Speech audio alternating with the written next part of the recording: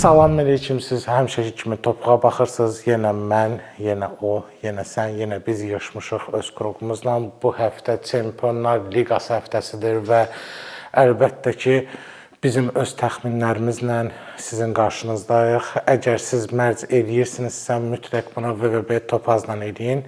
Nəyə görə? Çünki VBB Topaz ilə legalda mərci bonus da əldə edə bilərsiniz. Yüklüyürsünüz TFC proqramını. Hər voucher aldıqda 244 751 yazıb VBB Pay seçirsiniz və salam. Bütün depozitlərinizə görə bonus yığılır və hər ikinci gün 0, 10, 100, 12, 34 nömrəmizə yazıb dövrəyinizə görə bonusları maaş kimi alırsınız. Bu qədər. İndi isə keçək təxminlərimizə. Deməli, ikinci günün birinci oyunu əlbəttə ki, hamının gözlədiyi Galatasaray Liverpool oyunudur. Nə qədər də Galatasaray azarkeşi olsam belə Galatasarayın qələbəsini məndən çox bəlkə də heç Okan Buruk istəmir, amma ki, biraz çətin oyun olacaq. Çünki Liverpoolun oyunçuları artıq zədədən qayıdıb. Liverpool artıq demək olar ki, Çempionlar Liqası prime dövrünə qayıdıb və Premier Liqada aşağı yerlərdə olsa, yəni ən son ümid olaraq Çempionlar Liqasını görür və Galatasaray ona rəqib olaraq ən ideal rəqibdir. Plus olaraq son Beşiktaşla oyunda və yaxud da Juventusla oyunda da Galatasarayın sonuncu oyunda passiv olduğunu gördüm. Ən çox da müdafiə sistemində çox passivlik var idi. Ona görə bu oyun nə qədər də Galatasaray fanatı olsam Liverpool açıq qələbə görürəm, amma yenə də qonaq komandasının 1-5 üst təxminini ən real variantda görürəm.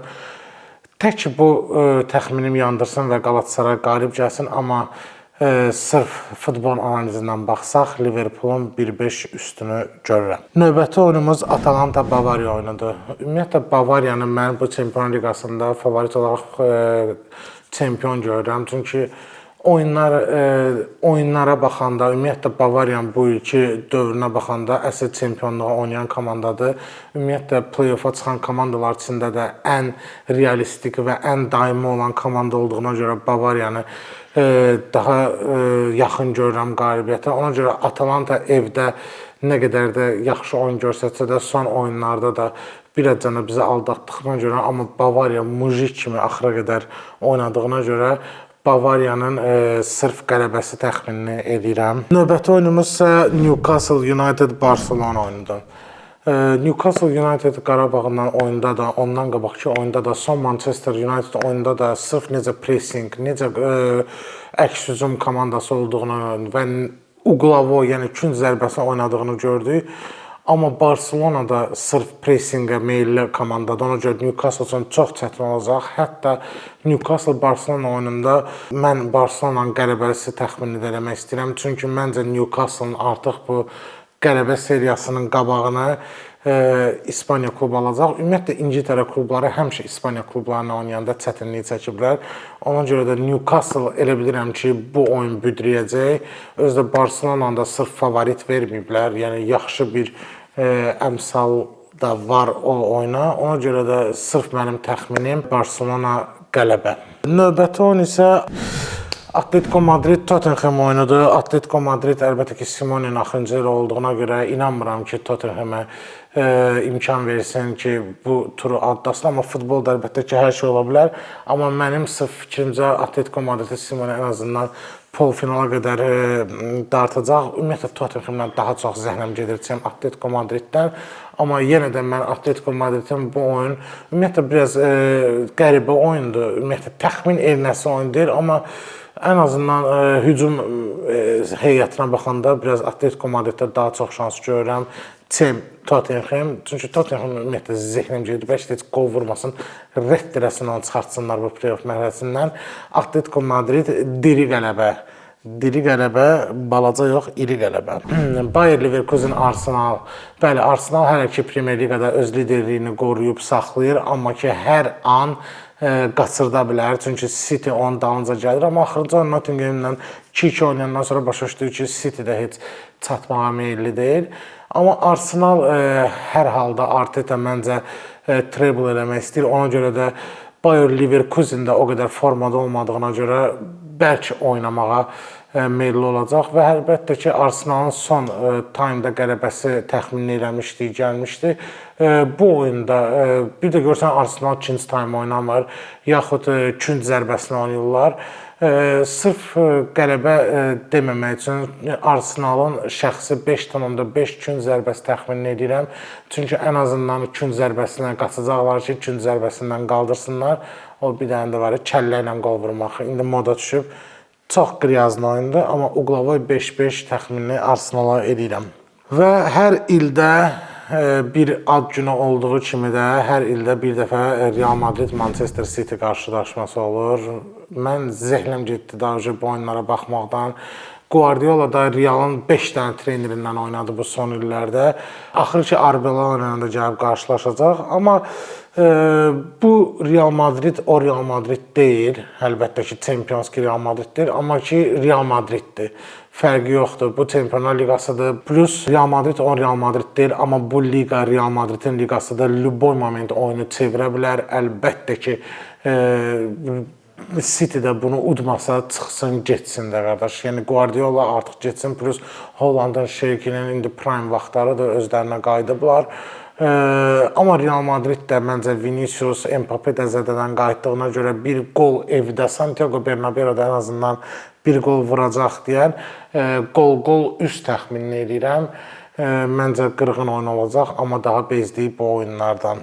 Əlbəttə ki, PSG-Chelsea oyunu var. Chelsea son turda Aston Villa'dan xal uğradığına görə Chelsea'yə konkretlə mənim hörmətim artdı. Chelsea-dən həmişə mənim xoşum gəlib. Həm o Chelsea-dən, həm bu Chelsea-dən. Ümumiyyətlə, bomba komanda olub. Sırf Abramovich dövründə əlbəttə ki, Shevchenko Milandan gətirəndə dəli olmuşdum. Shevchenko fanatı olmuşam bu aralarda. Amma Milanda daha yaxşı oynayırdı. Amma şimdi yəni Chelsea bomba komandadır və PSG-nin bu il Luis Enrique konkretli yola verir. Bir o ucuz zakaz gəlir, konkretli deyirsən ki, yola verim getsin. Luis Enrique PSG-ni bu il elə aparır. Ona görə Chelsea-nin nəsə özə səfərdə yaxşı oynadığına görə elə bir qolunu görürəm. Yəqin ki, PSG də bir qol vurar da evdə Fransadır və hər iki komandanın qol təxminini edirəm.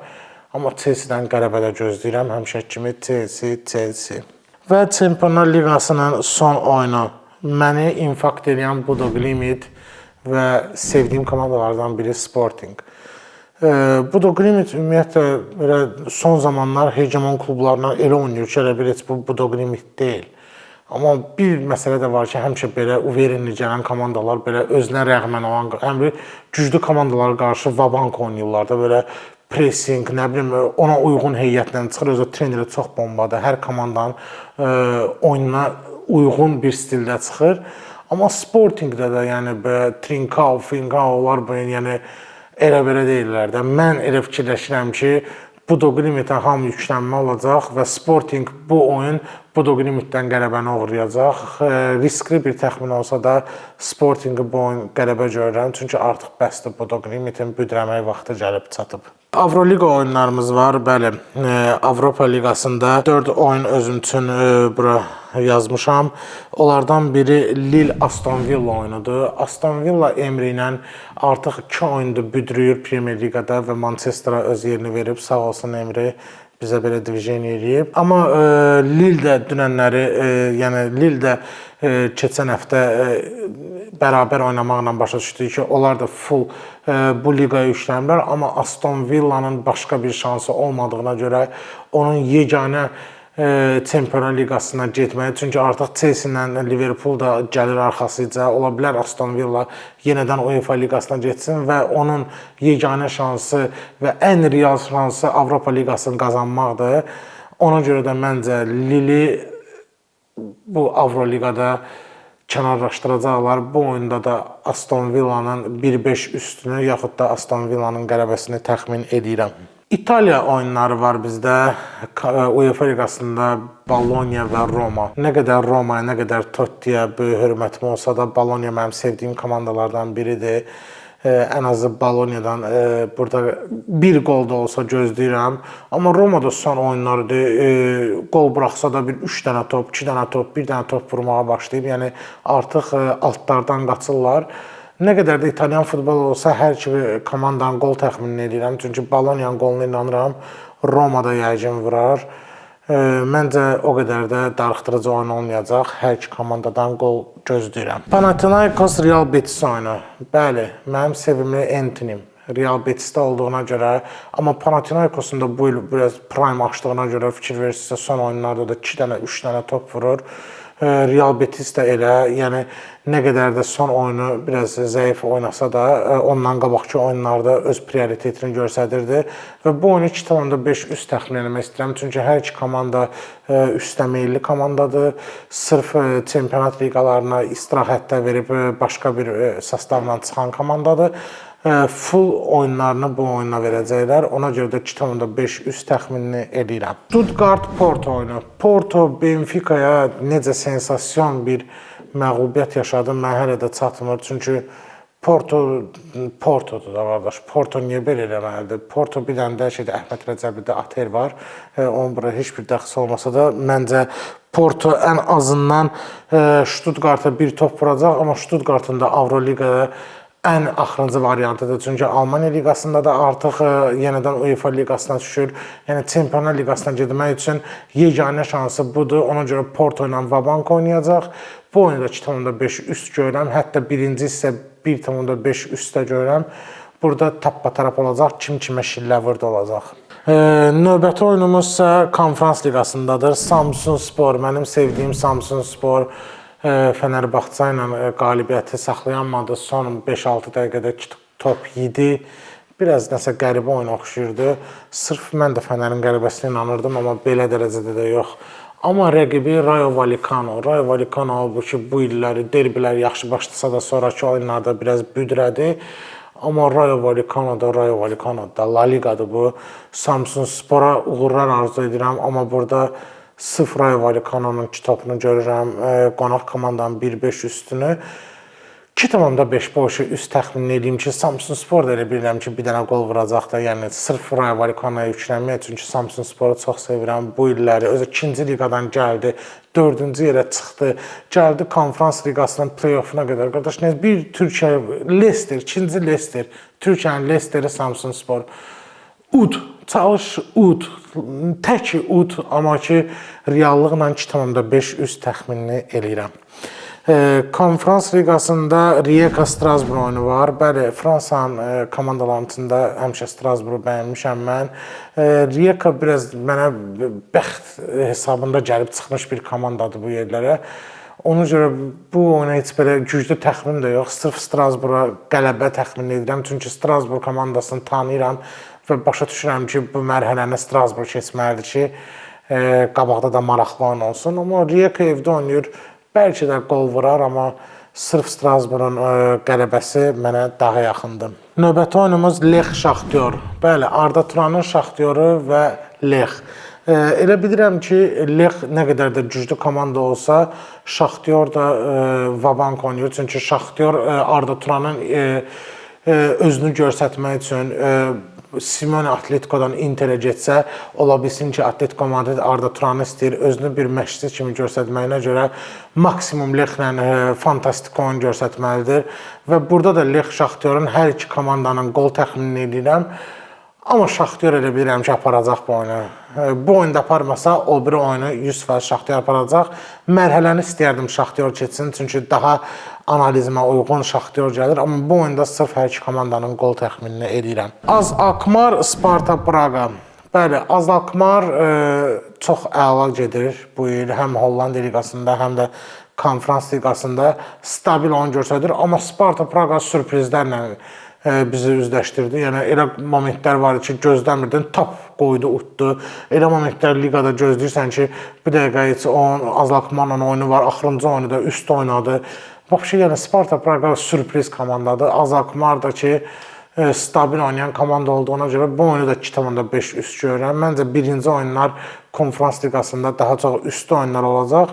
İnanıram ki, hər şey dediyimiz kimi olacaq, amma xatırlatmaq istəyirəm ki, bu sırf mənim təxminlərimdir. Öz təxminlərinizi də, mənim təxminlərimi də qoyun qabağınıza, öz intuisiyanıza uyğun. Əgər şot yazırsınızsa, mütləq ki, VB Topazda yazın. Amma yenə də insanın öz intuisiyası, öz təxmini hamısından doğrudur ki, sabahları məsəl üçün uduzsan da günahlandırmağa adam olmasın. Topuğun növbəti verişinə baxdınız. Öpürəm, hamınıza uğurlar arzu edirəm. Çempionlar Liqası, UEFA Liqası və Konferans Liqası hamımız üçün uğurlu olsun.